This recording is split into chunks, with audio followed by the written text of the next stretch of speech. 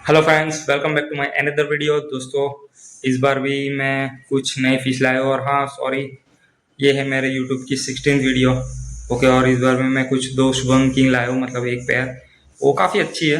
उनका पिगमेंटेशन और कलर भी दूसरों से डिफरेंट है, यूनिक है थोड़ा, इसलिए मैं लिया हूँ। बट आपको मतलब थोड़ा देखकर यही लगेगा कि भाई हाँ ये तो सेम ही है, बट सेम नहीं है। वो कलर में काफ़ी डिफरेंट है। जब मैं पॉन्ड में डालूंगा तब आप देखोगे।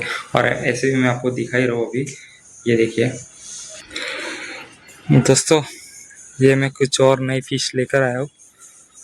ओके, ये शुभम किंग है और इनका जो पिगमेंटेशन है वो काफ़ी डिफरेंट है दूसरे फिश से। आपको लग रहा होगा कि भाई ये तो सेम कलर में ये, पर ऐसा नहीं है, ये काफ़ी डिफरेंट है।